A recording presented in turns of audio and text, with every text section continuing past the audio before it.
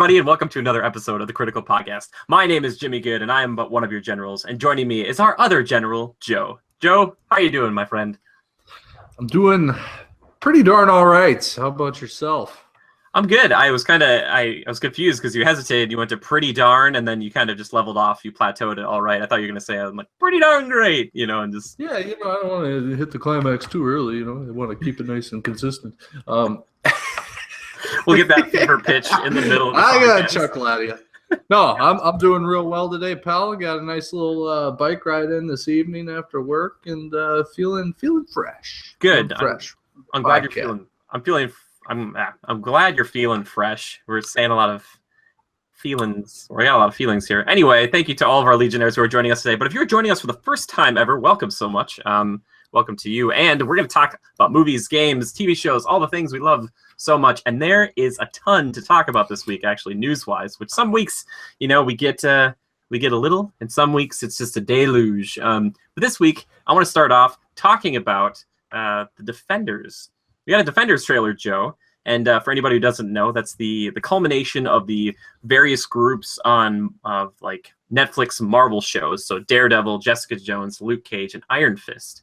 And we have 2 seasons of Daredevil, and we have 1 season of everybody else now. But now they're all coming together, finally. They've been building up to this for a long time. Think of it like TV Avengers, as it were. Joe, in this trailer, come as you are, as I want you to be. But what do you think of this trailer, man? What do you think about them all coming together finally? First of all, the music I'm all right with. Yeah, at first I was like, is that this like Nirvana song? And then I was like, it's perfect, and it works with who they are. They're all coming and they're like, this is just Jessica Jones, like, this is who I am, dude. I'm not gonna put on airs. Like, yeah. Yeah, I thought it was very appropriate. I also we often talk about the 4 different people in their respective Netflix series. We rank them, right? Yeah. We oftentimes say Daredevil number 1, Jessica Jones I think is number 1, but those 2 kind of be in the top mix. Then you got the other 2 kind of lagging behind. Yeah. Little slow, not quite as engaging or addicting as the others. And for me, even the others aren't like, they're there, but they're not quite like, give me more, And I'll tell you what, taking these 4 characters and putting them together and seeing them interact and meet each other, and then the interaction period is number 1. I think that really stands out, and you see that through the trailer. Murdoch meeting Jessica Jones in a interrogation room. Luke Cage getting punched by Doomfist. I like Doomfist. Joe's got Overwatch on the brain. Iron Fist. Anywho, that's cool. I like that, and I think that's what all these characters needed, was a little somebody to feed off of and give and take. So I think that interaction is going to help them out a lot. And at the end of the trailer, there's one scene in the hallway where they're fighting some goons or whatnot. And I mean, it's like one guy's throwing a hit, and then all of a sudden one steps to the side as freaking Iron Fist comes, watch out, bam, and just lays a guy out. I mean, that's cool. I think that's what all these characters needed, is a little back and forth. And not with these side characters. The side characters are still featured, which is great. You need that. But, this will give you a little bit of Avengers-esque feel, only on a little bit of a smaller scale. However, the thing that they're dealing with is pretty legit, right? Yeah, I think so. I'm not exactly sure who Sigourney Weaver is playing, but the fact that she is in this at all, kind of, in a way, it's kind of, when I think back to something, we're talking about Guardians, the Galaxy Volume 2 here in a little bit, but Kurt Russell being in there kind of elevates that movie for me. You take an actor that's pretty well known and you put him in something where you're like, oh, do well-known actors want to do this type of thing? And seeing her be the kind of the big bad for this, for at least for now, I think that's just a really cool thing to have them come together, and it's not just like some random dude we've never seen before. She is someone we haven't really seen too much of, but we know who she is, so we know she'll have some big presence there. So the Sigourney Weaver being in it maybe helps the series carry a little bit of weight, big name. Exactly. means that there's some investment there from the production company, the studio, whatever, et cetera, the business side of things. So I think yay. Yeah, well, it's more legitimacy. And, you know, I think going on from this, Joe, I'm sure we'll still get separate seasons of everything, but I'm really hoping, because this was going to be in 8 episodes just all together, I would love if all of their standalone seasons were also 8 episodes, because I feel like, especially with Luke Cage and Iron Fist, they were just like stretching it out. Like Luke Cage was just a bunch of people talking about like the problems at the club, and then in Iron Fist it was just a bunch of people talking about like, oh no, the company's starting to have issues from within. It's like, guys, can we talk more about the Iron Fist? Like, that's what the show is about. Like, he's talking about fighting a dragon and we're here in an office building. It's like, all right, but yeah, you're right. Yeah, it gets a little. It starts to drag on a little bit. And Luke Cage, you know, is all about the communities run down, and we got to do things to help the people of Harlem. And I'm just like, just like, oh man, why do you want to help people? About 8 episodes in, I was just like, I can't do it anymore. Yeah, unless it was something cool happens, I'm over it, you know. I mean, there were a few cool things here and there, you know, just like cool events, like, you know, he gets, you know, shot at with an RPG in his cafe there underneath his apartment. And, and, you know, buried in the rubble, saves the Asian guy, or is the Asian woman who ran the cafe. One of the two, yeah. There's like they were a couple, yeah. Whatever. Yeah. Anywho. That was cool, you know, Cottonmouth dying. And by the way, I've talked about before, I liked Cottonmouth. I thought the actor was good. I thought the character was okay, you know, kind of modern, you know, Harlem criminal businessman. I guess your stereotypical modern Harlem, you know, criminal businessman. There's plenty of them. Well, he was just filler, though, for the real bad guy, which came in, like, way late in the game, which just made him feel a lot less. You know, they kind of touted him as being the main guy. See, I didn't even make it to the main bad guy. It'd be hard for me to explain, man, because I watched it and I was thinking, like, wait, you guys know, like, Luke knew the bad guy? And I was like, how do you... Yeah. Anyway, my brother-in-law said it best this weekend. He's like... he said it's like the line that stuck with him as Luke gets back. He's like, I came out of the experiment with abilities. It's like... All right. Okay. I guess that's you don't have to tell me anything more than that, man. It's fine. It's fine. But you know, getting back to Defenders, I think just putting them all together is a good move, and I like that they're doing like recreate the shot from Luke Cage where the guy broke his fist. Now it's like Iron Fist punching him, and like Luke's like kind of thing, like, oh, he can't take a hit from Iron Fist. But in the first, break his jaw. Maybe, but well, probably not though, because it's him. But I love that when Iron Fist hits him initially, he just kind of looks at him and he just kind of knocks him down, like, because that's what would happen if Iron Fist tried to punch him without like anything. Luke would be like, yeah, no, lay on the ground, like yeah. So I'm excited about it. I'm hopeful that they don't go and really split the team up too much again. I really hope that Luke and Iron Fist just come together and just have their own show. Maybe Jessica could be part of Daredevil. She might still have her own series, but I would like it a lot more because he's a lawyer. She's a private investigator. What a great team. Like, what a perfect team to put together. They would work together all the time. Like, yeah. Makes sense. Yeah, a leech and a snitch. What? What? One's a lawyer, one's an investigator, one's a leech, one's a snitch. Is the lawyer the leech? Okay, yeah. I was like, wait, when's one the leech? Anyway, yeah, Defenders, August. I'm excited about it. It's going to be sweet. So yeah, and hopefully I won't fall asleep while I watch it. That's all I want with these Netflix shows. I want to be riveted. I don't want to be like, because I try to watch them all in like 2 or 3 days. Maybe that's my fault. Anyway, shouldn't try to shotgun those episodes.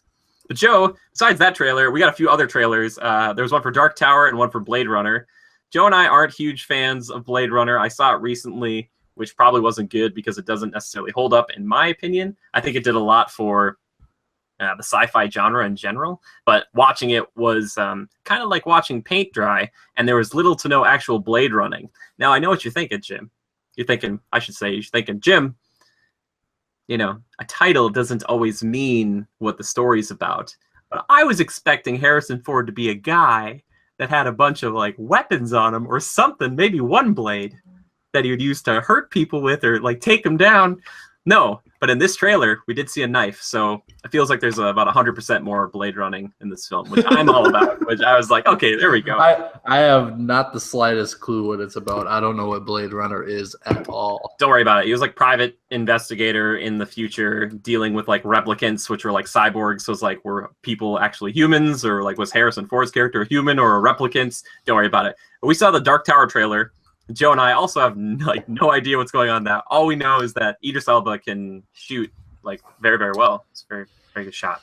I got some things to say about this one, Jimmy. Probably some good things. Probably some good things. I think. Do you like Matthew McConaughey? He's first than the devil. Gotta wet the tongue a little bit here. That's a good old fashioned, crisp, cool Canada Dry ginger ale. It's good. We joke about this all the time, but I really will send this to their PR people, and they'll be like, "What?" It's good stuff, man. There's no caffeine in this either. You know, it's delicious. How did they do it? 100% natural flavors. How do they do it?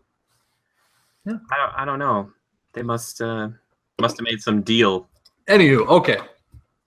The Dark Tower, Idris Elba. I like that guy.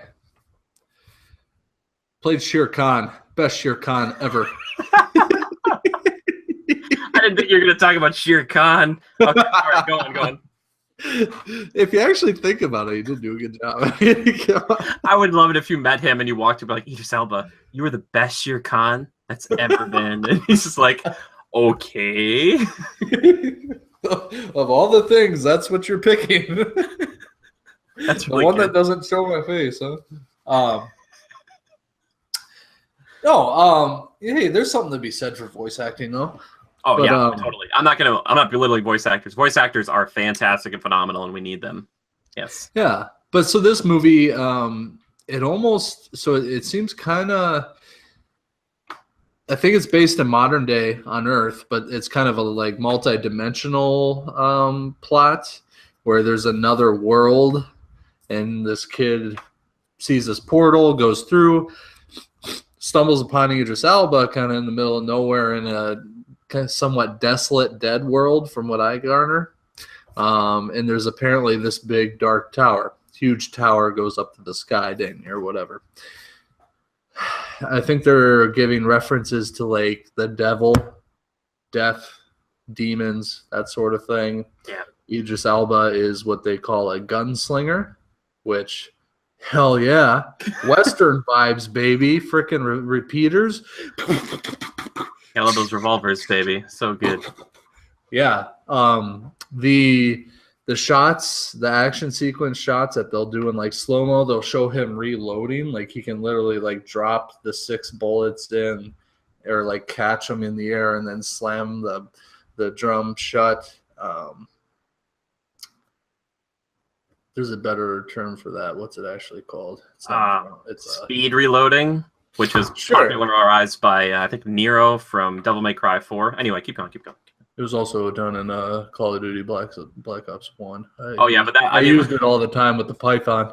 Well, that was like, he had like, in that game, you had a reloader. In this game, Joe, he does exactly what this guy does. He throws up a bunch of bullets, and then as they're coming down, they all come down like perfectly like this. Yeah. And he catches them in each cylinder. Yeah. And then he slams the cylinder in and awesome game. Matrix type stuff. Yeah. But it's almost like one with the Force, if you will. He's like very in tune with his body. Nothing is based on his hands. He says right in the trailer, I don't shoot with my hands, I shoot with my eyes, and I kill with my heart and all this other stuff.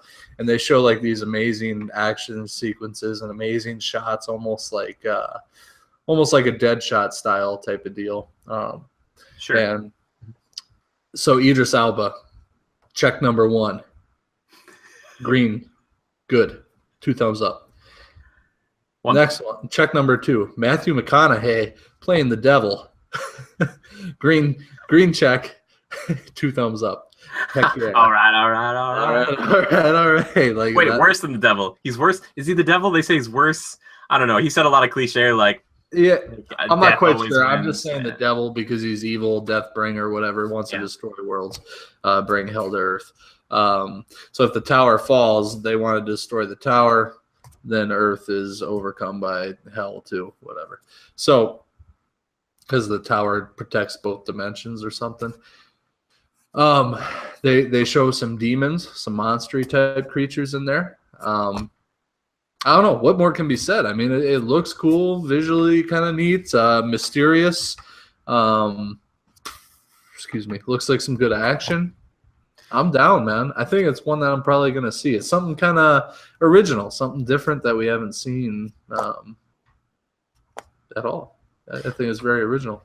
Yeah. Well, I know this much. It kind of reminds me of the Book of Eli. Do you remember that at all, Joe? Okay, yeah, I do, but this gives me a much better vibe. Sorry, Sure. Denzel. Yeah. No, I was gonna say it's just like another gunslinger who's kind of like he's a very good shot, but he's not necessarily like you wouldn't expect him anyway. But apparently, it's part of. It's actually based on a book by Stephen King, I guess. And This is? yeah, and apparently it's not some of the people who really like that Dark Tower book, and it's kind of been like Ron Howard was going to direct at one point. It's been like in development for a long time, and they just couldn't get off the ground. But people are kind of nervous that it might not be like the book, but maybe it's tailored for people like you and myself who wouldn't have read that. But the kind of the theory is they might try to connect this one with all like Stephen King stuff, so like It and all these other creepy things, and it'd be like a Stephen King universe type of thing. Not saying they're all going to like meet up, but you know, they Well, can yeah, interconnect them is like the Marvel MCU. kind of, but it wouldn't be like, you know, he teams up with the clown like Pennywise, and they're like back but to they're back. in the same world per se. Maybe, yeah, and it might just be hints. That might be okay. I mean, this is kind of out there stuff, right? It might be okay. It makes sense. I mean, Stephen King, some people don't like his stuff. I don't necessarily read his stuff. I love horror, but I'm not a big reader. That's okay. You know, but so I probably would like Stephen King's writings, but his stuff has a good track record of being quality storytelling. So turning it into a movie isn't a bad idea. Yeah, it's something different. It really is. It's something different, and I hope it does well because we need stuff like that. We don't need we get plenty of movies that just go sequel after sequel after sequel. Then we have things like the MCU or the DC universe. Sure. I mean, it's just, original movies now and again are kind of a good palate cleanser, Yeah. No, I don't deny that either. The one thing though I think about this trailer that might confuse a lot of people, if you were to watch it, or just listen to it and not actually watch it, the part where he starts talking about, he's like, I shoot with my eyes, I'd be like, oh, he's got guns for eyes, and I kill with my heart. I would just like to think what those visuals would be if I hadn't actually seen it on screen. I'd be like, what's going on? They're like, Matthew McConaughey's here as the bad guy? So, yeah, we'll see how it goes. At the very least, McConaughey could read a freaking roadmap to me, and I would just smile on my face. And, oh, really? I would. No, thanks. He's fine. All right. Anyway, yeah. No, it's fine. I'm used to it. So I was thinking, at the very least, we'll get some cool like gun fighting moments. I don't know if there's really going to be a lot. It's just going to be a lot of cannon fodder, my guess is, where he's just kind of like mowing dudes down, and it's very cool looking, but there's not a lot of people who can hit him. So I don't know. It'll be cool. I think it'll be fine. And it's coming out in August. I don't think it's going to compete with a lot this year. That's the thing about this film. Sure. It's kind of tactical. Just like, we'll put it here. We'll see how it does. Who's putting it out? What studio is this? Warner Brothers? I will check. Either way, I think it will do well. I mean, you got two great actors in it to start. It's got a neat premise, and it's got Stephen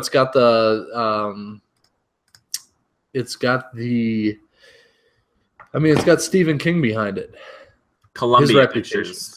Columbia. Yeah, Columbia. Mm-hmm. But yeah, so it's got Stephen King's reputation behind it, and I think a lot of people, that'll garner some interest from the masses. So, well, as I like to think about it, unfortunately, usually a good book or good author does not a good movie make, as we've seen from time to time. I'm looking at you, Hobbit. What the heck happened? Sorry. I'm bitter. Hobbit sucks, but hey, they got the Lord of the Rings. I know. And you know what? I still love going back to Hobbit. I will still talk about it's fun to be back in that world. I just like to be in that world. I just want to live in that world sometimes. You can just live in the Shire, Joe. There's a lot of depressing things in that world, but you just live in the Shire and kick it with the hobbits, man. What a fun little chill life. Ugh. Anyway, he's like, I hate those hobbits. Look He's at like, their feet, man. Ugh. They have the same community style as that Harlem. There's issues with their community. Anyway, talking about other movies kind of dealing with a gunslinger of some sort. That's the best segue I could do. Hellboy is getting a reboot. And you know what? I'm going to go on record saying this. Those two Hellboy movies with Ron Perlman and Guillermo del Toro directing, I like them quite a bit. Actually, the second one I think is better in a lot of ways than the first one. It's a lot more fun, and the villain is actually pretty cool. But apparently, Joe, they're getting a reboot that's R-rated. I'm down for that. I was gonna say, with Joe, I'm always like, I want to say it's R-rated, and then see what you do. If you're like, like, like, are you excited about it? Yeah, I'm totally down for that. It's Hellboy. Yeah, exactly. And or man, if you want to address his actual age. Well, the guy they've got in talks for playing him is David Harbour instead of Ron Perlman, and David Harbour was the sheriff on Stranger Things, so he's kind of I feel like he's got acting in the look. Pretty dang close, yeah. That's a pretty good You might not tell the difference almost, huh? Yeah, I was like, oh, that's actually pretty good. He was one of the guys in talks or potentially up for cable, so I was thinking like, oh, this isn't something bad to go back on, but apparently they're working on it right now. Millennium, they're in negotiations right now with the producers, and they're trying to figure out. But apparently it's getting an R-rated reboot, and it sucks because it's cool that Hellboy's coming back, but Guillermo del Toro was really trying to get a third movie made. And it's kind of like with Pacific Rim. They're getting that one, but he's not directing like the sequel. But for this one, I wish him and Ron Perlman could have come back, because I think Ron at times was really interested in doing it, and then sometimes he kind of like walk away from it. But still, it's just cool. I'm excited to see like what an R-rated one would be, because those other ones, they're a little bit more comic booky, and they're a little more colorful, because comic books can be dark, but they're colorful and a little more lighthearted. But I would imagine that if it's going to be R-rated, at the very least, even if it is lighthearted, it will be pretty gruesome, or they'll kind of have some more liberty to take with the actual franchise, because that stuff can go anywhere. They can go like demons and angels and all that stuff. They can go really crazy with it. But I think it's going to be a time along with this, and then if we get that Spawn movie, we're going to start to see a lot of interesting superhero kind of dealing with demon stuff again. I'm hoping for another Ghost Rider, personally. Like, R-rated MCU Ghost Rider film would be freaking tops. But Ghost Rider in the MCU would be tops. Yep, exactly. If you really think about Ghost Rider, it's pretty damn powerful. I mean, Ghost Rider is he's one of the greats. But yeah, Hellboy, man. I'm excited about it. I don't remember the plots or the villains from the first two, or the only two. I remember something about a really pale prince guy. Prince Nuada, yeah, and his sister. And he wanted his sister, but was his sister okay? She wasn't evil? Yeah, basically what he wanted to do was to awaken the Golden Army, which is like a bunch of like golden golems that were like mechanical, and then he was gonna like take over the reign, he would take over kind of the world and like the monster world and everything, and he would be in charge of it. Yeah. He was cool, man. He had like a spear that could turn into a sword, and he fought with Hellboy, and he was cool. But then his sister and him were linked, so like anything that happened to him happened to her. So yeah. How did it end? Spoiler alert for Hellboy and the Golden Army. At the very end, it's weird because like he threatens to kill his sister at one point, but then they save her, or he lets her go, and then she ends up stabbing herself and killing herself and killing him by association. Yeah. But they have a really cool fight on these cogs and stuff. It's really, really neat. Like Hellboy, that movie, they do a lot of fun stuff. The one weird thing though, Joe, is the guy who plays Abe Sapien, like the blue, like kind of like fish man. Yep. In the first film, he was voice-overed by David Hyde Pierce, who plays Niles Crane on Frasier. Yeah, I knew that. He was uncredited with it, and then he stepped down in the second one, and the guy who actually did his voice for the second one, who plays him, he did it for the first one as well. They just voice-overed him, which is in the first film. But then the second one, it was like, no, like David I. Pierce isn't in it. Like it's gonna be you now, like which is kind of weird. Something that Hellboy does well is that their monsters and a lot of their effects are physical, practical effects. Yeah, Guillermo del Toro, man, just out of the park, man. That guy's so good. Am I right, or are a lot of it like suits and makeup and stuff? There's a lot of that too. There's CG for sure, but a lot of it, they do as much as they can, especially on their main characters. Yeah, they go like all Fishman. out. I know Hellboy's makeup and like suits. Oh yeah, exactly. Oh man, it's so good. And they have a guy in the second one who's like made of smoke, and he's got that like old school kind of like diver's outfit or whatever. If you remember him at all, and like if you like broke this like the material, he would like kind of go out and then he could like leak out. He could like take over, like he takes over some lockers and he beats up Hellboy with like some lockers. He like hits him in the face, like hits him in the stomach, like hits him in the back. It's like a fun time, man. Yeah. What about the guy that Niles Crane played? What about Abe Sapien? What about him? He had like a helm, or no, he had like things on his neck for his gills, right? Yeah, so he could walk outside, like our shark idea for Overwatch. So yeah, so they had water, so he could walk around outside, because most of the time he would be like in a big fish tank, and then it was very cool, and he could like kind of sense stuff with his hands, which is really neat. But yeah, those movies are really good and underrated. Cool, right? Was that some sort of suit? I don't remember seeing like CG on that. I think that was like a suit. It was like a really freaking good suit.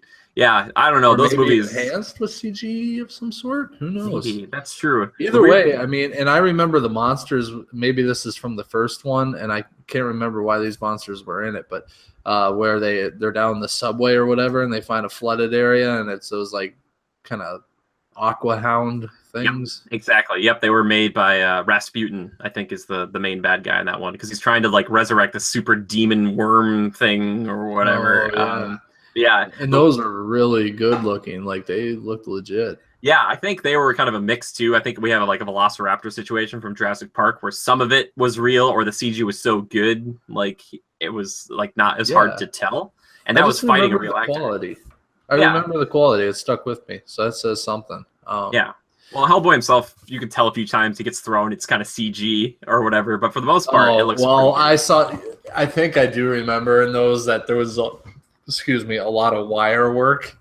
Sure. And some of the wire work was not top notch, and they probably would have been better off with like CG of some sort, because you'll see Hellboy just kind of like lift and like he's on some gantry and he's just and then he hits the wall. It's like, God, he to get a guy like that off the ground that weighs that much and have him hit the wall over there, he sure moves slow from here to there, Yeah, totally. No, you're very right. And I'm thinking about other effects that I like, but he resurrects a dead guy in the first one, like Hellboy does, because he can apparently do that. And then he puts like this, it's like half of a corpse on his back, and this guy's like giving him directions, but he's like speaking in this old language, and he's just like kind of cussing him out the whole time. He's like, you big stupid piece of crap, and stuff like that. It's just really good, and it looks good too. But he resurrected that guy?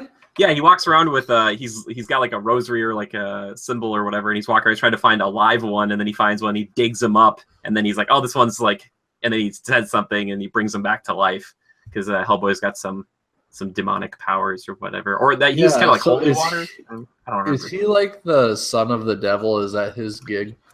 Kind of. I think, and then his purpose was kind of like, if anybody likes Teen Titan, like Raven, he kind of was supposed to bring about the apocalypse. Like he's got like the doomsday arm or whatever. That's like that big arm, and that's what Rasputin's trying to get him, like to grow his horns back out and turn evil and like bring doomsday and death to the world. But yeah, I love this about Hellboy, is that they have some of this magical stuff, but a lot of the times to deal with these problems, because it's a period piece usually, he'll just blow something up, or he'll have like a big grenade launcher or a gigantic pistol that he's just like, I'll punch you and then I'll just shoot you in the face. Like I love it, just conventional. Yeah, it's like very brass knuckles, and I love it. He can take a hit. He's like you said, he just goes flying across. He just levitates and then hovers across and hits the wall. One of his best abilities, really. It's kind of a weird one. But yeah, I don't know. I'm just excited for Hellboy. They might try to make it dark and gruesome, but who knows? I like Hellboy, and I like those two movies. I'd love to rewatch those and talk about that with you sometime on here, Joe. Because those ones are like fun to watch. They're easy to watch. I like them. They are, and for this new one, this reboot, I'm interested to see what they do with the design aspects. will Hellboy look a little different or more? I wonder if they'll try to mocap it instead of doing the makeup. Maybe. I hope they do the makeup though. Yeah, but I wouldn't doubt it if they mocap it, dude. Yeah, I would not doubt it. Especially if it's R-rated though. I don't technically know what's cheaper. I feel like the makeup's cheaper. And because probably, but there's a lot of it's probably a horse a piece, really, if you think about it, because there's a lot of time and payment involved with makeup. Whereas, there's still a decent amount of time and payment to do with the CGI mocap stuff because you got to touch all that up, right? Yeah, because this guy isn't like a superstar yet, I feel like it could go either way. Because if it was like, oh, we're bringing Ron Perlman back in, are we gonna do like he would be the first to be like maybe say like, no, we're doing makeup. I've always done makeup. If we do CG now, it's gonna look super weird. You'd be like 1, 2, 3, like it's like what the heck did you? Yeah, is this a reboot or a continuation? It's a reboot. So it's totally wiping the slate clean. Which is unfortunate because Hellboy was about to have twins with his girlfriend. Oh yeah, that could have been weird and cool and funny. Yeah, they played some Barry Manilow. Yeah, and there's some good comedy in there, and they also got rid of the stupid CIA guy from the first one. In the second one, they're like, oh, that guy, he got like shifted to Antarctica or whatever. It's like another post, and it was like, yeah, we just got rid of the dead weight in this movie, and we brought in cooler new people. It's like, man, yeah. It's sad. It's sad, but anyway, Hellboy, R-rated reboot. We'll see how it goes, and we'll keep you guys up to date when we know more about it. Last piece of news, Joe, I want to talk about. We just got this. We got a screenshot here, and like with the Defenders trailer, I'll put it down below, so check those out. But this just in. Jimmy reporting from the field. Jimmy, what do you got out there? Well, I'm seeing a boat out here, Joe. We're seeing some guy looks like might be ancient Egypt. It might be a screenshot from the new Assassin's Creed. But yes, looks like some pretty high winds out there, Jimmy. You think he's gonna jump? I wouldn't, sir. I've heard those are crocodile-infested rivers out there, sir. I probably wouldn't. I wouldn't do it. I heard somebody died out there just last week. We had Trisha Okinawa out there for a report on the death. Dead just like this joke. Anyway, still Assassin's Creed. Apparently it can't help itself. Like I remember Black Flag, like someone saw it like on an airplane, like somebody saw it on a laptop. And I don't know if it's like Ubisoft saying, yeah, here we go. This is, we don't really care who sees this, or they just don't have their employees under wraps, or they're not watching everything. Not that it's a huge deal, but we have a shot here of a person on a boat with a bow and arrow shield on their back, and it looks like Assassin's Creed is actually going back to ancient Egypt. Prequel series to all this stuff. Apparently this follows along with rumors that I think it's Yevgemo. It's hard to pronounce. I'm sorry. I'm bad with French names. One of the leaders over at Ubisoft talking about using some of those old school, but also taking some of the things they learned from Black Flag and putting those back into the games and making sailing and kind of having a boat be part of the whole Assassin's Creed experience. So yeah, Joe, looking at this kind of from an outsider's perspective here on the AC universe, but what do you think when you look at this? Do you like ancient Egypt? Are there questions right away? Like, are the hidden blades, still obviously they'll be a part of it, but like what's going to be new? What's going to be cut out because they can't have grapple hooks, right? Yeah, I think it's cool. I think Assassin's Creed is a neat niche. Somewhat original, and I think Egypt is a avenue that hasn't really been explored by too many people in the game world. I mean, what have you really seen out there that's Egyptian? Overwatch mostly. Oh, so there's as far as an Egyptian map. Yeah, I think the closest I've ever gotten, maybe Prince of Persia stuff. But that's sure. Obviously it's not the same, but it's from a video game perspective, there were some similarities there. But that's a good question, Joe. I don't think there's been much, and I've always thought, like when I watched those old mummy movies, I think, why the heck aren't we doing more things with this? Like, it's cool. Like there are games out there that feature Egypt, but besides like Civilization 6 or something like that, it's not like a big thing right now. Well, And to me, I mean, that was probably one of the most fascinating history subjects, or Oh yeah, when you're in school, you cover that section of history, and the Egyptian hands down. history was like, boom, everybody was like, oh my God, so cool. You do little projects with it and whatnot. And I thought it was super interesting. I mean, who didn't get into it? So I think it's a cool avenue for them to go down, a cool time and period in history to hit. And I think it'll be a really good setting for the types of things you do in that game. Yeah, I think so. And I'm kind of hoping they can kind of scale some of it back, because a lot of Assassin's Creed lately hasn't really been about assassinating people, or it didn't feel as meaningful. It was always kind of the same thing, or kind of same way to kill them. Getting to them has been different, and that's kind of neat. But there isn't as much of like, maybe Syndicate does it a little bit more, but like poison the drink, or or something else besides just like running up and just like running them through, because then you have to have a conversation with them as they're dying. Like, why do you always need to have a conversation with them when they're dying? They're like, here's some plot, and then they die, and you're like, okay, there's like guards rushing in all around you. You're like, how? So yeah, I'm excited to see how they do that, and I'm hoping against all odds, Joe, that the combat is better. They haven't figured it out yet. They keep trying, but it hasn't been great. And I'm hoping that if they take a step back and they don't have as many cool gadgets and things that you can necessarily use in this time period, that means they'll have to focus in on those core mechanics of the game and make them really, really good, because that's something I felt like is not really improved in all those years. But yeah, it could be really cool. And like you said, the setting, super interesting. Here you kind of there's like, you have a mission to go like kill the crocodile, which I think is like the name of a person, probably a title or something like that.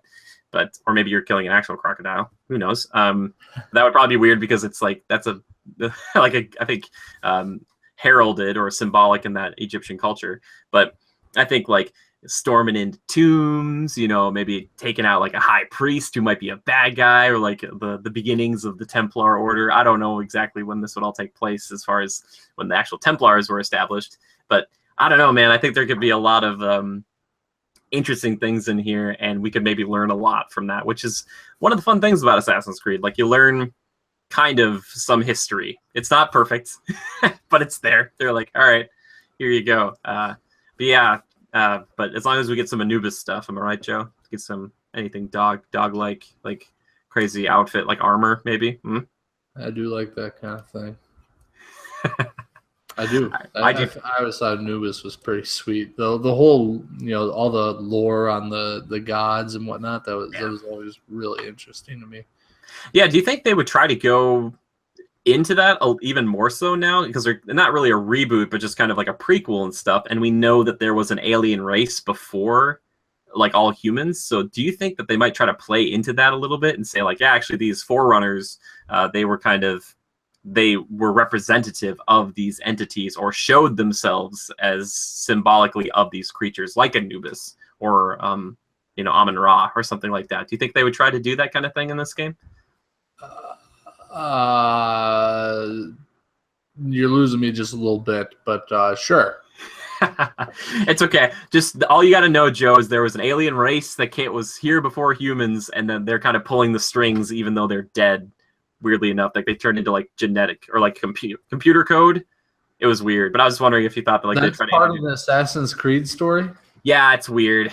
It's weird. It used to be about just assassins and Templars, and then it just got okay. I didn't realize that. Yeah, that's a little whoa. Yeah, exactly. I don't know if they were going to try to... I was wondering if they might try to God of Wars it up a little bit, and they'd be like, actually, the gods exist, and you're, like, doing backdoor shady deals, and Anubis is like, all right, here's your next target. You're like, yes, sir. Yeah, that would be bring kind of... me his soul. Yeah, he's like, bring it to the underworld ASAP. That's exactly how they would talk back in ancient Egypt. But, yeah, like, yo, homie, I need you to go out and slay this fool.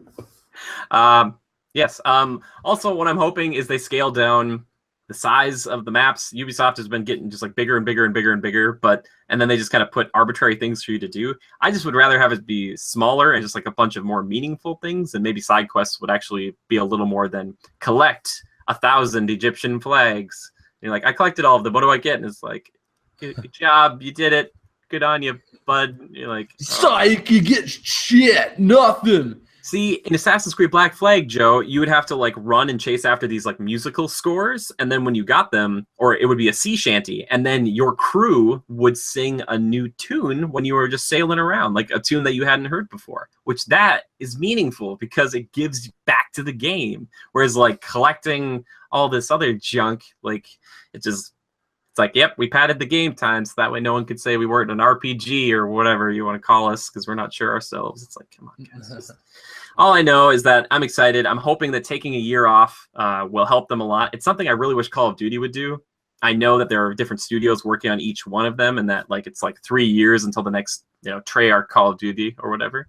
But I just really wish and hope that this new Assassin's Creed takes what made like Assassin's Creed 2 and Black Flag so good and just brings that back to the forefront and makes also just a very cool protagonist. Evie and Jacob Fry were great, especially Evie, but we just need better protagonists. Like, make me care about this person, please, please, please.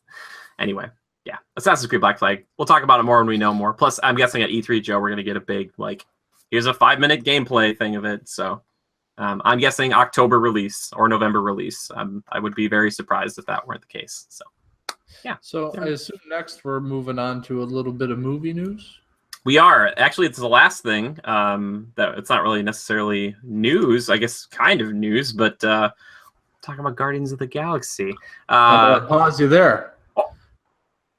So, for a quick hot second, because it's coming up next month. It's coming up soon. Oh. Coming up soon, June 21st, to be precise. Transformers: The Last Night. Oh, yeah. What about it? There was a new movie poster movie poster graphic that came out. It was on the Transformers Facebook page. And it's kind of got like fiery catapults, balls or whatever they are, rocks with oil on them, whatever, falling from the sky, a couple of them over top of this. Looks like Optimus Prime, but only like really dark and kind of cruddy. Yes. He basically looks like a really badass medieval knight. Yep. Yeah. That's like 40 times the size. Yeah, I think they kind of allude to it in some of the trailers that people have probably seen too, where it looks like there's a group of Autobots and maybe even Decepticons at some time who were fighting back in medieval times, which to me... I feel like I missed that. Oh, really? If they've shown it, they've shown like people charging on horses and stuff like that. All I know is that is probably the most exciting thing to me about this next film, because when I was watching these trailers, I like going back to the past, and they've kind of touched on it here and there. They'll be like, oh, like the moon landing, like this is what really happened. And I like that kind of thing. But like this is like, oh, let's take it and actually show kind of like the beginning of Gladiator, I keep forgetting the name of that thing. Gladiator, like that cool war scene. It's like, do that, but have like Autobots. Like, do you even need to go? Does anybody else need to fight? I'd be like, yeah, let's send in the 3 like metal men, and we'll just let them do what they need to do. Like, don't throw your lives away. So the thing is, though, this movie poster says right at the top in small Arial font print. I know the exact font. Oh, really? That's impressive. I have an eye for that sort of thing. Yeah, what's our font? I don't know. Anywho, it says they have been here forever. Oh. So, but haven't we already established that? So we have the Dinobots.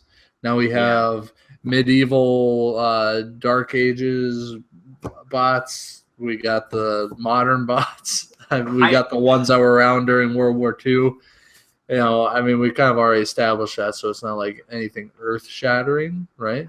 Maybe it's because we didn't know that they'd been around this long. Maybe I don't remember exactly how, if maybe Revenge of the Fallen touched on this, but it's more been like modern times, so we haven't known that these guys have been here since like even before that. So now knowing that they've probably been here like predating human history, I don't know. Maybe that's the big revelation. I don't know. Yeah, well, they did touch on that in Revenge of the Fallen. The Fallen came to Earth, and he was going to harvest the sun or whatever, right? Yeah. They came back from tribal. Remember, there's like a that bunch was of tribal. back in like the end of the Ice Age or something. Yeah, so they've been here Right. for a long time. So we know they've been here for. So you're right. That's not new. Like we knew that they were like the people's spears were like trying to kill them, and it was like, no, it's not gonna happen. Yeah, but even then it was the Dinobots. The Dinobots were here during. Oh yeah, or dinosaurs. Yeah, they blow up in Age of Extinction. They show them like taking over the planet. So yeah, you're totally right, dude. It's like not like it's like they've been here forever. Yep, we know. Yeah. Yeah, it's kind of weird. So think about this. Think about the sequence of these movies. So Transformers 1, they came to Earth because the Allspark just happened to land on Earth, and the Autobots have to keep it from the Decepticons. Transformers 2. No. The reason we came to Earth is because the Fallen came here many years ago to harvest Earth's sun, and the Decepticons are trying to finish their mission. I'm getting the sneaking suspicion that we're going to need to credit somebody for actually saying this because I feel as if you're okay. No, this is just some random comment here, but I thought it was actually very apropos. Point. So the third one. No, you're all wrong. The reason we came is because the Ark just happened to crash land on Earth's moon, and the Decepticons wanted to bring Cybertron to Earth to enslave its humans. Okay. Transformers 4, what was that one? That was just... So Transformers 4 was kind of like two things, if I remember correctly. The first thing being that they sent Lockdown to come and like retrieve and destroy a bunch of the Autobots. And then also they were making, like humans were learning how to make Autobots. So that's just more about the humans on Earth wanting to control the Transformers, right? Pretty much, and then it got out of control because they're like, it just keeps turning into Megatron, and like we should probably put that thing in the field. It's like, I probably wouldn't. I'd probably just stop. Like, so in Transformers 5, dude, no, we've been here forever to protect the Earth from impending arrival of Unicron. Yeah, and they didn't think it through. I don't know. So they're basically, they've given you four different reasons of why Transformers are on Earth. Yeah, that's true. All I care about is Optimus. I just love him. Yeah, I don't know, but I tell you what, if I see a couple big guys that are transformed into, humanoid looking, big freaking medieval knights, I'm all about it. Do you think any of them will transform into anything like a battering ram or anything medieval? Like, do they scan like a carriage or that, or like a carriage? Like, it's like, there's a really big one that transforms into a horse, and the other one hops on. Or just like an actual knight hops on it, and it just takes off, and he's like, it's like really too fast for him. He just doesn't know. It's got like engine powers, like fire coming out of it. Like, go nuts with it, guys. I don't care. Like, at this point, you're gonna make a bunch of money anyway. You gotta admit, Transformers is good to a certain degree. I can't dislike them, and I haven't seen one yet that just totally ruins my thought on them. They kind of are what they are. You go there for the cool cars, the awesome explosions, and the action between the big robots. Yeah. No.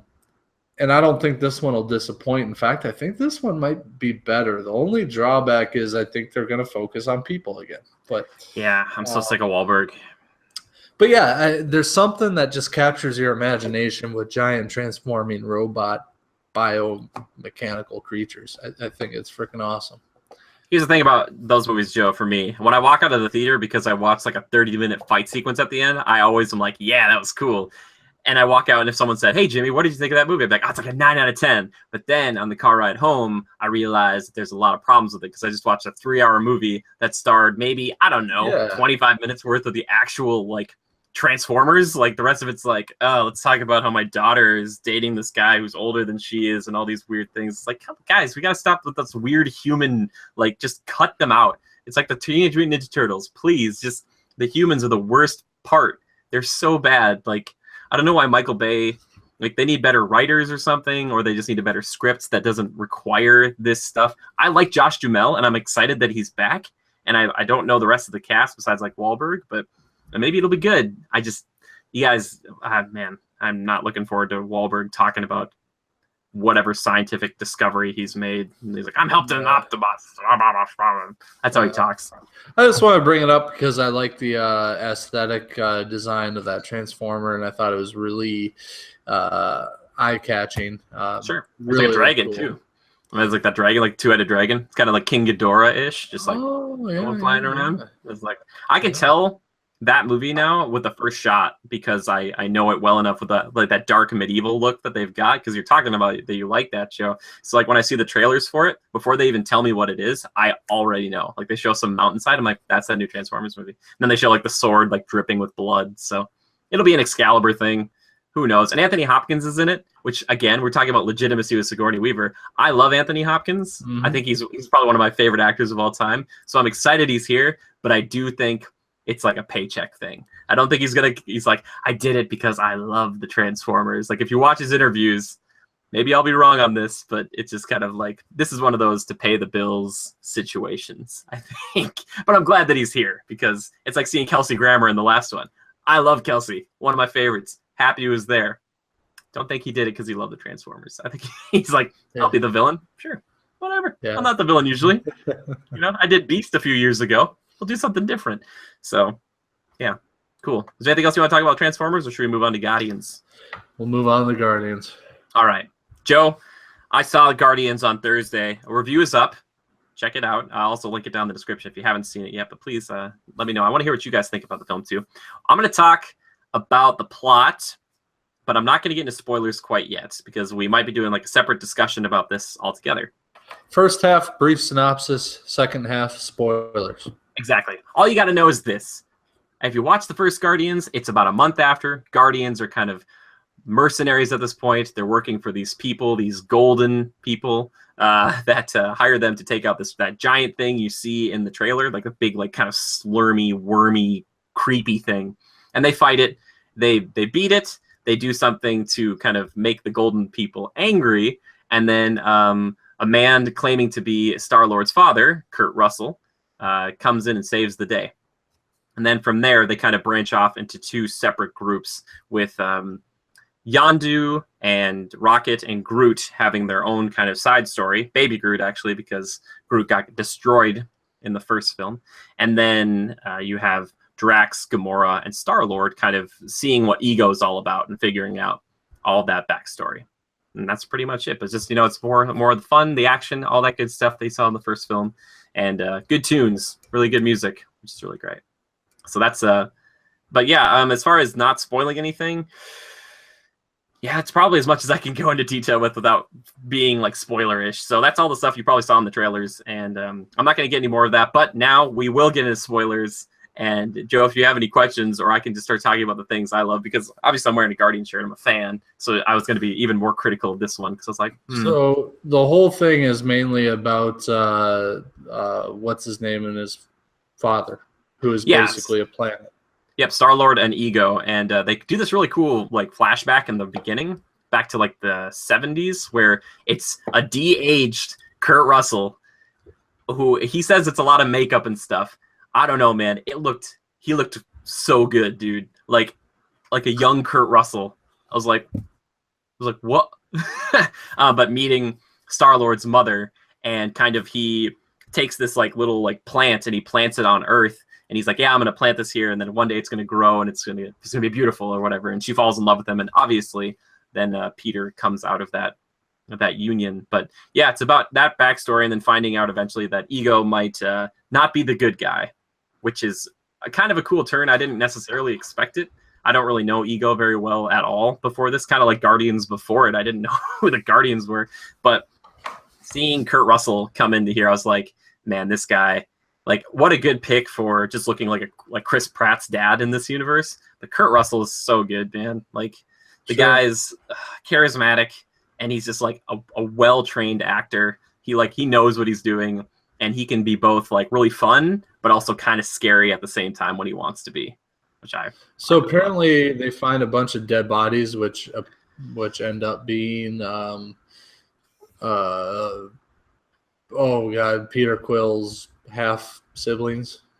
Yeah. So basically what happens is when you first go to the planet, he kind of shows, like a way better version of, do you remember like in Man of Steel, they had like all that kind of like weird, like steely art that would turn into like whatever image they wanted to show you of the past. He has like these kind of like cool, like models and stuff like that, that kind of depict what happens. And he shows like him and Peter's mother meeting and like kissing or whatever. And then eventually he walks Peter back there by himself, and he shows that it shows him like kissing and like mating with every species that he could find, because he was trying to find the right species to make another celestial, so he could help this other celestial, his offspring, could help him take over the universe. And Peter was the only one that actually took.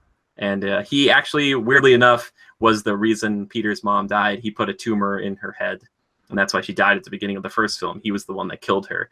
And that's the thing that snaps Peter out of it, because like Star-Lord's like fully kind of, he's like, he sees everything. He like Ego touches his head and he sees like infinity or eternity, which actually in Marvel is an actual like person, but shows like Starscape, and he's kind of like hazy-eyed. And then he says like, it's unfortunate that I had to kill your mother, and that's what snaps him back out of it. And then he like pulls out his guns, like, and he just levels him. He just like shoots him all the way down, and he's just like, he gets like destroyed.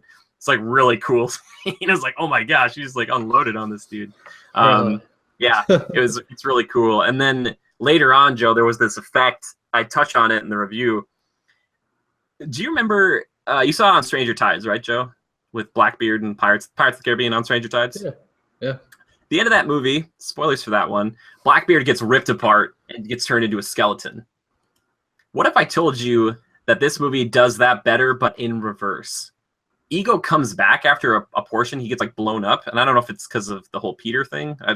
There's something else I think that happens too. But he comes back as a skeleton, and he's walking forward, and you see all the bone and then like the muscle and the sinew and all of this stuff start to form back on him, like as he's turning back into a human. It's so cool looking. It was like sitting there, I was like, whoa, that is really, really rad. I was like, what the heck is happening? Like you just see his flesh coming back onto him. Like, oh my God. Like Kurt Russell's being built in front of my eyes. I was like, what am I watching? Like, so cool.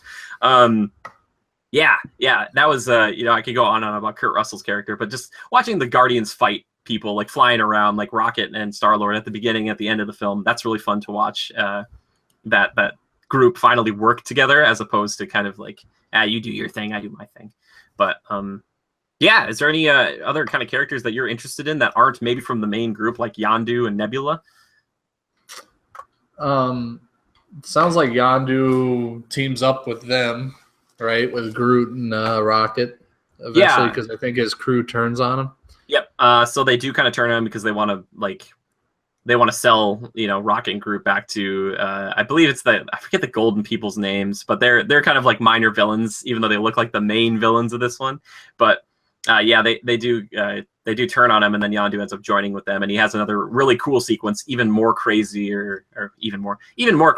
than in the first film when he kills everybody with his arrow. He finally gets a new fin, because they take off his old fin, because Nebula like captures them. She helps the Ravagers out, but he kills like everybody on the ship with that arrow. He's just whistling and just murdering everybody, and then Rocket eventually gets in on it, and he's just kind of like shooting through walls and stuff like that. And it's a pretty cool sequence. Man, Michael Rooker as Yondu, cool character. Who does Michael Rosenbaum play? You should have seen it, Joe. I was gonna say you should have seen it because Michael Rosenbaum's in there. He plays basically, he kind of looks like Iceman. He's from another group of Ravagers that actually kind of plays the part of the original Guardians of the Galaxy. So you got to go see it, Joe, because you got to see Rosenbaum. You got to support him. It's Rosenbaum. He wasn't in it too much, but I have mixed feelings on the movie. I mean, what is the overall scheme of things or the plot? Who's the bad guy here? It's Ego, right? Yeah. Ego, technically the living planet, and typically Ego is represented as an actual purple planet with a face on it. But this time it was Kurt Russell, and then they did a few shots from space where there was like kind of cloud cover and stuff that made it look like a face. So they still showed it, but it wasn't like a talking planet that was like, Star-Lord, I am your father. They didn't do any of that. It was just like that. It just was a good visual representation. I just can't believe they pulled it off, which was really crazy because weirdly enough, Fox had the rights to Ego, because they sold a bunch of these rights a long time ago, and they wanted to trade a while back for Negasonic Teenage Warhead to change how she was in the movie for Deadpool, which is very strange because they changed how she is kind of from the comic book a lot. So when they came to bargain for that, I think Negasonic Teenage Warhead versus Ego. And I think at the time they probably thought, we'll give him Ego. Or maybe Marvel's like, yeah, can we have Ego? And they're like, if you want him. And James Gunn said that he had made this plot based around Ego, not knowing that they didn't have him. So when they finally, when that finally happened, he was like, "Thank God for Fox to do that," because they were probably like, "What are we gonna do?" And then Fox was like, "Hey guys, can we change Negasonic Teenage Warhead?" And they're like, "Yeah, we can have Ego." They're like, "Yeah, you guys can have him." Like, and it's like, how cool they took a freaking talking planet and they turned it into this, where like Negasonic Teenage Warhead is like kind of just like a throwaway character, and it's like Kurt Russell is playing a planet. Wow. It's so cool. Just like you think you could pull off the talking raccoon in the tree, basically. Then the planet, like, it was well done. I don't know, man. Like, Nebula's really cool. She's actually a lot cooler in this one. That's the blue bald lady who's Gamora's like kind of half sister. They're both like daughters of Thanos. But she kind of changes her colors or changes her tune, right? Yeah, she eventually kind of teams up with them, but you get to know her a lot better. You get to know why she's all cybernetic and stuff. It's because she and Gamora would fight every day. Thanos would make them, and every time she would lose to Gamora. And then every time that would happen, Thanos would put some new cybernetics in her. So that's why you see in the first and second films when she like gets crushed or something, she goes like, she like builds it back out, but it looks like really, really painful. And she talks about how she remembers like Thanos ripping off her arm or ripping out her eye and like replacing it because he wanted Gamora to lose, kind of, or to make, Nebula stronger. But I thought she was really, really cool. And she had some really fun moments. But yeah, her and Gamora, which unfortunately Gamora kind of takes a backseat this time. She ends up kind of being not a major player as much. She's just kind of like there for like some weird romance between her and Star-Lord, and then like Gamora, or I should say Nebula, is kind of just wanting to kill her for the longest time, and then eventually they kind of like, okay, we can be buddies. Like, yeah. So did they play up the romance pretty hot and heavy with those two? Yeah, they kind of do. They don't like. There's not like anything that actually transpires between them. They do like dance a little bit together, and then they kind of Star-Lord makes this Cheers like Sam and Diane joke. He says like, to boost ratings on Cheers, they kind of have these two people that like, would they, won't they? And he's like, but then once it gets out and it's like unspoken, then it's not the same. And so at the end, Gamora kind of acknowledges that they have something between them that she can't really describe either. Even it's romantic, but she doesn't know what to do with it. She's just like, whatever. But yeah.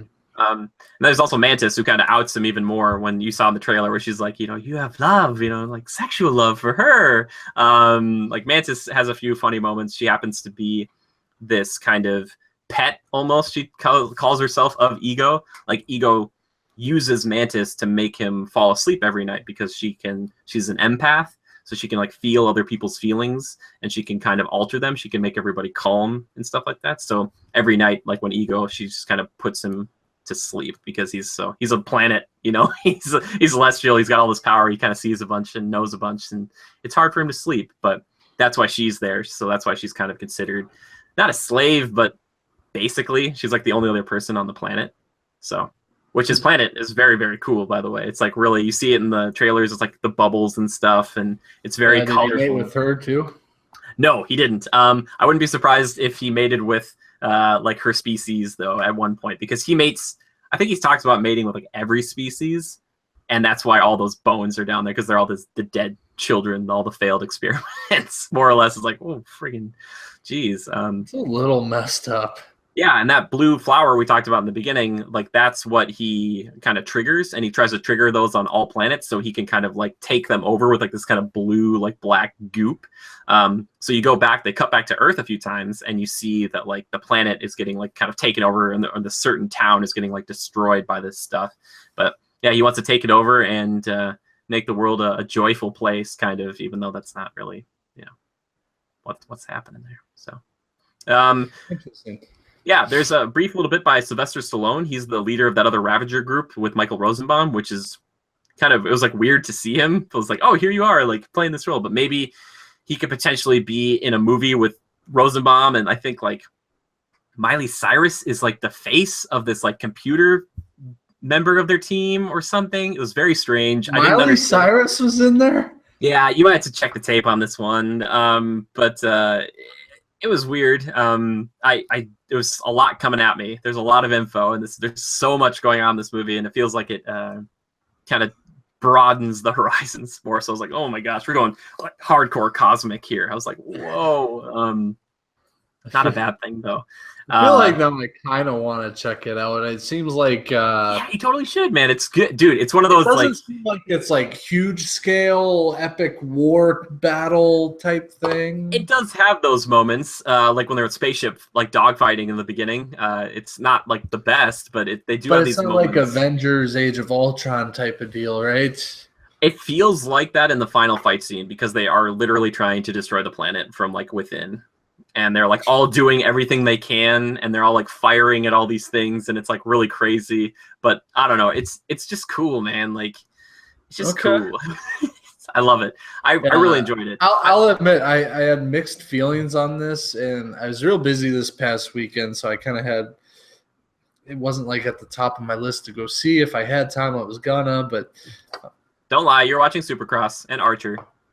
Well, the girlfriend wasn't feeling well on Saturday, which is where I had my time.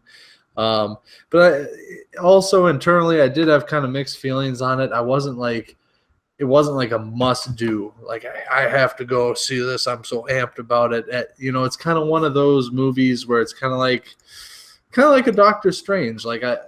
Sure, I want to see it. I'm sure it's pretty good, but I'm not going to go out of my way for it. But sometimes you just need that little extra push. And after hearing you talk about it, it makes me want to attach the visuals to all these things. Yeah, dude, it's so good. Like, did you like the first one? I went into that one just like, it's here. I might as well see it. And it was me and my sister because we were bored one day on a vacation, I think, or we were in Ohio. And real nice theater. We go in. I come out of it because I didn't really expect much. I didn't know what it was about, and I came out of it like that was pretty cool. Pretty cool. I didn't have a lot of investment in it even afterward, but I found it entertaining, I guess is what I should say. That's about all there is to it. And yeah, so I'll probably check it out. We got a couple weeks worth of a break before Alien Covenant. Just two. A couple weeks. That's fine. I was just gonna, if it isn't this week, it's gonna be like next week. It'd be like prep with the Aliens prep. Well, Aliens I'm just saying, I don't think I really have any plans this weekend, so maybe we'll check it out. Just for a fun fact here, they're still kind of obviously they're not gonna get like worldwide full gross for the movie yet, but just so everybody knows, the opening weekend here in the States for the first Guardians of the Galaxy was about $94.3 million, which is pretty good for a bunch of no-namers. This one tracked at $146.5 million, which is like a $50 million jump, which is really freaking good. Like, like from the first one to the second one for a bunch of guys we knew nothing about as like in kind of like super pop culture. Like, that's impressive. Like, I think anyway, I'm like, wow, like that's really cool. And it just warms my heart because it's a weird movie. Not all the jokes land, but it is very funny, and it's got a lot of heart and humor, man. Heart and humor. If you like those, you got them in equal measure. Because there's one part that I almost brought me to like tears. Peter at the end kind of figures out that Ego was never the dad he wanted. It was Yondu. And Yondu, still spoilers here, he ends up dying for him. There's this moment, this flashback, where it shows a bunch of things that happened in Peter's life. It shows some like scenes that we've never seen before, like Peter and Rocket flying together. Maybe Peter's first time using like this new jetpack or whatever, and Baby Groot's with him, and they show all these things, and they show Yondu training him and the same little boy who was in the first film how to shoot a gun and stuff like that. And so all this stuff happens really fast, and it's like, and it's just really like kind of heartbreaking. It's like Yondu, no, like no. But it gave the movie a lot of weight, which the first movie didn't necessarily have. So yeah, it's good. It's very good. I recommend it. I want to see it again, actually, because there's so much going on. And they have like 5 post-credit scenes. They have like a little Jeff Goldblum Grandmaster cameo from Thor Ragnarok at the end. It's like, man, there's There's a lot going on in this movie. And they even talk about the Watchers, which are these kind of like big-headed baby people who are hanging out with Stan Lee. Stan Lee's he's an astronaut suit, and he's talking to him. And they kind of they have him credited as like Watcher Informant, but they are these like old beings, Joe, that like watch the universe or whatever. And the cool thing about all this is that it was thought for a while that Fox owns exclusive rights to the Watchers, but actually they kind of co-own like rights to some of the races, like the Watchers or the Skrulls, which are kind of a big deal. They're like those green, we talked about them, they're kind of green, they can shapeshift, and some of them are like the Super Skrulls. So Fox owns specific characters like that main Super Skrull, but not the race as a whole. The thing is, the rumor is that Fox and Marvel have been nice to each other because Fox is like, hey, we want to make these X-Men TV shows, and Marvel owns the TV rights, like, hey, we'll work with you to make these things. And that just makes me think that there are some backdoor shady deals going on, which means that we'll eventually get Fantastic Four, which means eventually we'll get X-Men and Doctor Doom and Galactus, and it's all gonna blow wide open. You know what? They're gonna blow it wide open, and Disney's gonna buy Spider-Man forever. They're just gonna buy it from Sony, and then we don't have to play this stupid game anymore where Sony's like, hey, let's just take him back. Let's just have our own special little universe with Venom standalone and an Aunt May standalone and all this stupid stuff that's like, why do you... The Venom I still want, but just MCU Venom. But all I'm saying is, it could be good. That's all I'm saying. It might mean nothing. It might be conjecture at this point. But if Fox is playing ball with Disney and Marvel, like Marvel Studios, I mean, we can all only benefit from it. And plus, I know from my point of view and from everybody else's, I don't want to watch Fox within the next 7-year gap from the last Fantastic Four attempt to make another one just because they want to retain the rights. Because guess what? I don't know how it could be any worse than that last one, but that's what a lot of people thought about the first two, and look what they did. So please, just Fox, I know you're listening. I want Doctor Doom so badly. Just give him, it's fine. Him and Magneto. Get Scarlet Witch's dad in there, and that way she can be like, Father? And he's like, don't talk like that. You're not from Sokovia originally. Like, you know, we're different folk. Anyway, I'm sorry about that. It's a little bit of a rant. I really want Fox to play ball. Anyway, that's Guardians of the Galaxy Volume 2 talk, Joe. I hope you enjoyed it. I hope it got you to go see it. And I hope it got some other people to go see it because it is a great movie. Everybody should go check it out. And I want to hear what everybody has to say after it. And Joe, I want a report from you if you go see it because it's definitely worth your time. It's worth the money to go see it in theaters because it's that big, brash, colorful musical. Such a great just oldies tracks, like using all these really old songs again really effectively. Even Kurt Russell gets to talk a little bit about one of the songs, and it makes sense within the context of the show. Is like, so good. Yeah, I mean, consider me interested. I mean, I was interested before, but consider me looking for my next opportunity to go. Sure, cool. Yeah.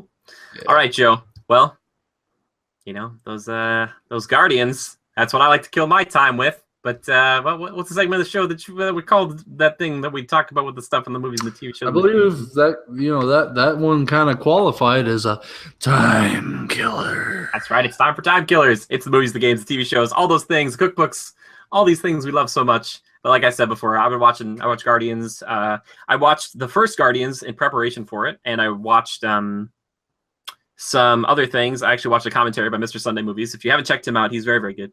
But it was kind of fun to watch that movie again, and that movie still holds up. I watched it a few months ago even, and it's still like, it moves quickly. That movie is pretty fast. It doesn't drag. It's just like, let's go. But yeah, besides that, I've been playing some Persona 5, and I've been trying to finish up my Darksiders book, and that's about it. Playing some Darksiders, playing a bunch of other games. Those are the big ones. How about you, Joe? What have you been up to?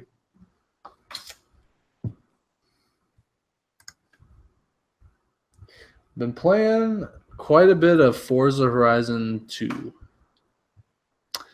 Picked up the bundle for, what did I pay? $30 for Forza Horizon 2 and Forza 6. Cool. Forza Horizon 2 is quite a bit of fun. I mean, if you like cars, it's a no-brainer. And the online features are fun. The race events are fun, etc., etc. So me and my buddy Drew, we've been taking it to the streets and having a lot of fun. Graphic quality is expected of Forza is, tenfold. It's amazing, always is. It's fun. It's just got it's a more free vibe to it, and like real life racing and on the streets, not any particular racetrack or anything. So cool. Yeah, really cool. What else have I been doing? Nothing else really new. I'm still on my Archer kick, a little bit of American Dad here and there. Just I like those animated shows that you don't have to think too hard about, and you just kind of soak it up and relax. So yeah, that's been on my docket. Otherwise, nothing else really too new. So, cool. Yeah. Well, that means it's time to move into the next segment of the show, community feedback and questions. And ask everybody what they were thinking about Guardians of the Galaxy Volume 2. And I've just been getting a lot of just likes. It's just people like it. They like it right now. And for people who haven't seen it, I think there's an interest to go out there and see it. But we do have some great questions this week. So let's just start at the beginning here. Our friend Ryan asks us, what is your opinion of DLC? Do you think it should be for cosmetics in games or for more content or what? Joe, you've been playing some Forza and stuff there, and some of the DLC was like cars and stuff like that. Do you like how that works, or would you rather have it be like, you can download a specific, like, the look of some of the Fast and Furious cars or something like that? I don't know. How do you feel about DLC? So, yeah, a good example is Forza. I mean, a lot of that is bundle packs of cars. So you got like the Porsche manufacturer group. You can't have any Porsches as your vehicle unless you buy the DLC pack for really? $10. Yeah.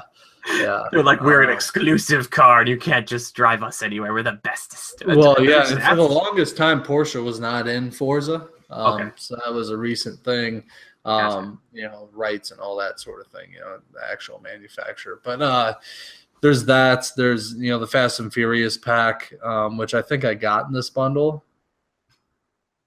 I think. Are the stats of these cars usually any better, or are they just not like negligible? No, I mean they're realistic and comparable to other cars of the same class. Okay, so there's nothing that's unbelievable. Like, the Fast and Furious car is like extreme. There's 3 NOS buttons on your right hand trigger. You can hit it 5 times. Do you have NOS in that game, by the way? No. Oh, dang. I know back in like Midnight Club and stuff. Like NOS. No, but Titanfall 2, another example. I just want to hug those people, and the people like at Halo and stuff, like Halo 5. I'm sorry, keep going. Well, they do a good job with it because you don't have to buy anything with real money, especially the maps. Except for they do entice you with some certain things, like you can do a lot of customization with camos, right, for your weaponry and your person and your Titan.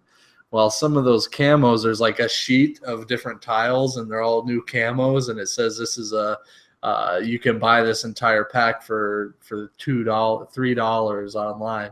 I'm like, oh my god, those camos are so good. That's like the price of a soda. I might as well do it. I'm gonna run that one all the time. So there's stuff like that in there, which I feel that's okay. The price isn't too bad, and for the aesthetic, I think it's worthwhile. Map packs and stuff, Call of Duty does it wrong. I'm sorry, but they lose players because I can't keep up with all the map packs. They should be free, and when I enter the game after 3 months, it should just upload all the map packs, and I'm ready to go, and I can find a freaking match. Yeah. Black Ops 3, I can't even get into a match anymore because I don't have all the recent DLC downloaded. Does it Everybody else who's playing does. Does it still load it? Like, I remember that happened with me in Black Ops. It would load me, and it'd be like, oh, here's a new map. And I was like, oh, maybe I have a new map. And it would, go all the way through the loading process and then count down to 0. And they'd be like, oh, wait, actually, you don't have that map. You can't play that. It was like, I just waited 5 minutes. I guess I had seen that in the past, but not too much. That sort of thing, it's not right. Titanfall 2, on the other hand, you get it.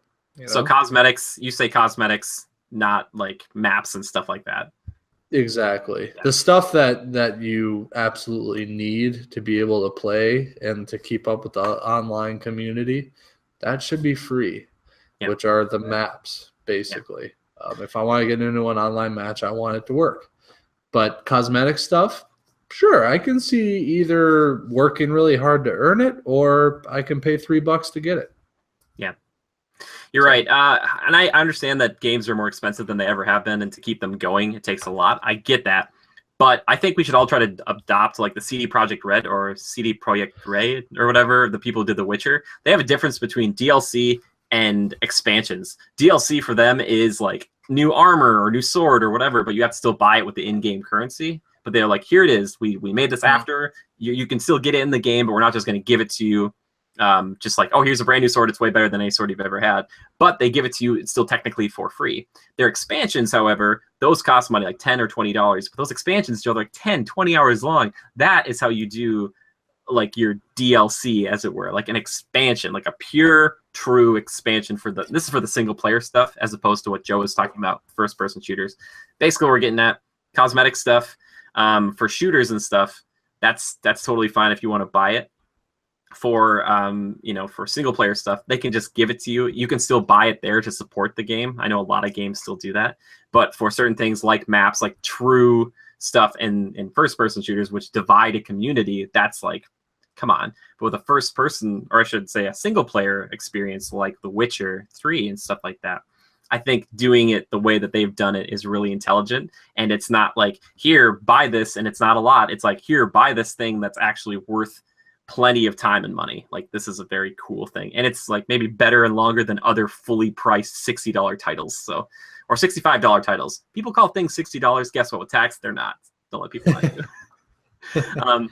That's how I feel about that. Cool. Great question, Ryan. I love that. I think that was a good one. Night Warrior 30. He asks us, what do you think is the future of streaming platforms and gaming? Do they have what it takes to stand the tests of time? What do you think, Joe? I feel like they'll probably just keep adapting, just making new things as streaming kind of. Say it one more time. The future of streaming platforms and gaming. What do we think it's going to be, and do they have the ability to stand the test of time? So streaming platforms, are you saying Twitch? How will it stand the test of time? Sure, or maybe even, I guess I thought consoles right away, but you're probably right. More like that, or even YouTube streams and stuff like that now too. Yeah, they're. I don't know that there's much more to say than obviously I think they're going to stand the test of time. I think especially the YouTube Live thing. Yeah. I think people really enjoy that. Like the Halo tournaments that are streamed live and stuff like that. That's not going away. And Twitch is great too. Twitch can sometimes even be better. It's a more intimate community sometimes, sure. Like our community. So yeah. I don't know that there's much more to say. Yep, I'm with you there. I think they'll just keep, especially for consoles and stuff, I think the streaming will be more and more integrated. And it'll be like, yep, it's easier to stream stuff now. It's easier to watch streams now than ever before. It'll be like one button, kind of like PlayStation's got like a share button. It'll just be more and more like that. It'll just be like, there you go, watching Twitch. Like that's what it's going to be. My friend Corey Lang, who you might have seen if you've ever watched any of the episodes of Game Sharks, to anybody out there, I might link one down below if you want to see it out. That's just like a strict video game podcast I do at a local TV station. But he asks if I could talk about my love for the original Blade Runner and why I'm super duper excited for the sequel. Corey, if you're watching this, I know that this is a loaded question, and we've talked about this. I talked about it at the top of the show. I think that Blade Runner is a necessary thing for sci-fi, and I think it was a stepping stone. But I'm only excited about it because Harrison Ford is he's still making stuff. I don't want him to fly anywhere, personally, because it scares me. But Ryan Gosling, there you go. That's there's two checks right there. That for Joe, that'd be like the thumbs up, the 2 thumbs up, or green check, as you were saying earlier. Two green checks. So I don't know. I know people are hyped about it. Good for them. And Jared Leto as the villain. I'm just glad. Jared Leto, keep acting. Just because the Joker thing didn't go well, don't stop. Like, just keep going, buddy. Jimmy, I forgot to bring up in Timekillers. I just need to add this in here. Sorry to interrupt you, but I watched Suicide Squad again. Oh, Joe, why did you watch it without me? We could watch it together and do a commentary. We need to do a commentary, please. My girlfriend didn't even pay attention to it. She thought it was one of the dumbest movies she's ever seen. As I watched it, I thought, wow, this is one of the dumbest movies I've ever seen. Almost as bad as Jurassic World, but I didn't tweet about it. Oh, you should have, Joe. Oh man, I we had saw to that in watch it theaters. again out of theaters. Like the theaters made it a little better, but then the more I watch this thing, I'm just like, this is stupid. Yeah, it's way worse than okay. I would say that's much worse than Jurassic World. Jurassic World is just a few people being stupid. The way And they dinosaur interaction that is stupid, but yeah, go on. well, just with Suicide Squad, it's so weirdly put together, and they want to be Guardians so badly. They throw in so much music, like they throw that Eminem song in there for Harley, and it's like, what is going on? Like guys, you got to stop. And man, they take the most charismatic characters and do nothing with them, and then they put Will Smith's really boring Deadshot at the top, and you're like, what? Why are you? What? Like, El Diablo's like kind of cool at the end, but yeah, not a great movie. Wouldn't you say that's worse, Joe, than Jurassic World? It is. It's a little worse. I'm glad that Jared Leto triggered that. I was really excited. I was like, what's he going to talk about? But Suicide Squad. Jared Leto, I liked.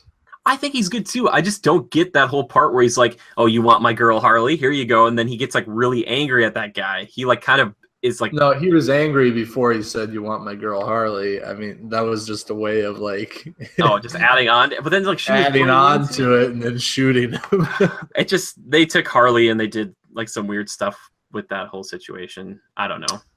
That movie's it's such a cluster. It's such a cluster. Like, think of how easy it was for them to just describe the Guardians of the Galaxy in that like lineup thing in that trailer the first time. You know, it's like, oh, that's Drax, blah blah blah, and this is they tried to do it in this one, and it's just like, oh, here's a dossier file, blah blah blah blah blah, and then like, so the whole like Enchantress bit and Rick Flag, man, that movie, oh boy, yeah.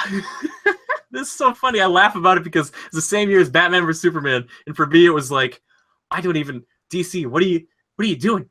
Like, what are your writers doing? It's like just such a cluster. It makes me giggle. That was a genuine giggle. I don't know. I gotta go back and watch it again just for fun. And by fun, I mean putting myself through a personal. I'm not gonna get into any more DC talk. We'll maybe talk some DC prior to the Wonder Woman release. Yeah, exactly. I'm excited. That'll be cool. Yeah. Okay. Next question from our captain, Weird Girl or Anna. She says, survival guaranteed. Would you live in outer space or underwater? How would you live? What's your daily routine?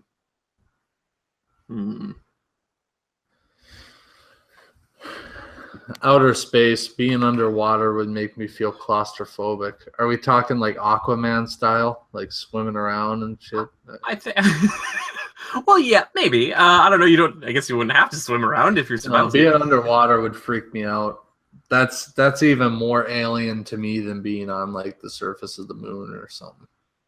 Okay. Claustrophobic. But the pressure of like I guess they're pressureless of space. I don't know. You'd be so alone in space. Like, I try to be friends with the whales and manatees and stuff, man. I'm taking water. That's my daily routine. I'm chilling out with a couple of manatees. I'm protecting them and hanging out with the dolphins. Yeah, that's what I'm doing. We're buddies. We're all friends. That's what I'm doing. Feeding them cabbage. The manatees. We're attacking sharks. No, I wouldn't attack sharks. Sharks are cool. Sharks are great. That's a good question, though. I like that question. Just as long as they're not touching me with their teeth.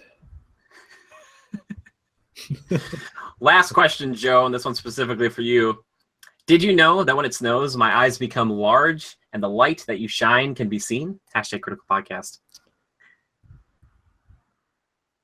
That was from Fragadin. I was supposed to just drop that on you without saying anything, but apparently it's from Batman. Which Batman is it from? Batman Forever. It's Seal's hit song, Kissed by a Rose. Huh? Sounds pretty stupid to me. That's pretty good, Joe. That's pretty good. Well, believe it or not, Joe, that was our last question for the day. I wanted to end on something that would get kind of confusing to most people. I don't remember which one. Batman Forever, is that the one with Freeze? I gotta know. I don't remember. Yeah. Oh no, it's Riddler. Oh, Riddler and Two-Face. Oh boy, Jim Carrey's Riddler. I remember my family really used to like the certain part where he gets like all his weird spandex and he's like kind of jiggling and jumping around like a weirdo. I don't know. I think the Riddler is going to be the best. Riddler is probably Jesse Eisenberg's portrayal in Batman vs Superman. Yeah. There you go, Jesse. I got you. He hit the nail on the head. I got you, Jesse. If you want to be a guest on the show, though, Jesse, that'd be excellent. Mr. Eisenberg, maybe. Anyway, if you have a question or topic for the show, just all you have to do is tweet the hashtag Critical Podcast to either one of us. I am at GoCritical with a capital G or capital C, or you can find me at JimmyGood013 if you want to send me something more of like a personal, like just direct to me question. You can tweet at Joe at Lever_627. Lever just like Beaver, only with an L. Excellent. You know, if you want to see more of us and see us streaming, because I've been streaming a lot lately, check us out on Twitch over at Twitch or just at our Twitch Critical Reviews over there. It's a good time. We've been streaming a lot of stuff. I was streaming some Darksiders earlier today, Darksiders 2, just because Darksiders 3 is on its way. Thank goodness. Oh, my goodness. I'm very excited about that. But I want to thank a few people. I want to thank This Is Dale for our great theme music. And I want to thank the one and only Yoran Evers, who has been doing all of our crazy cool art for a long time. And he's doing our cool, really, really cool, some of our rewards over on Patreon. So if you want to help support us at all, check out patreon.com/critical reviews. You could throw in a buck. You know, you could share it to a friend, just like show them. It's there's some really cool stuff you get in there. Like, and it's just because of his art, you know, getting your face on these really cool drawings that he's done. And then if there's like the $75 tier, getting like a fully customized version. Very, very cool, along with some other stuff over there. So go check it out, or just check out Yoran over at his Twitter at Jade Circle Art. He's so good. But yeah, thank you guys, and thank you to all of our patrons who have now donated. This is like 1 week in operations. Thank you to all of you guys, especially thanks to my friend Steven, who was one of the more recent ones. I really appreciate it, buddy. But thank you to everybody who has donated so far. We really, really appreciate it, and we're just trying to get the word out. So at the worst case scenario, if you see this, and you like it, just share it with a friend, or just give us a like, give us a thumbs up, or whatever else you have to do, other plug. Or we're just going to get that Die Canada dry money, and we'll probably just call it quits on that, because we'll probably just live off that, because it'll just be... Joe? Yeah. Oh, you got to do that again. Pretty good. Crisp. Refreshing. Cold. Canada Dry. I was going to say, you got to say Canada Dry. I don't know if that's their motto. It's probably another motto of a drink that like people are going to be like, no.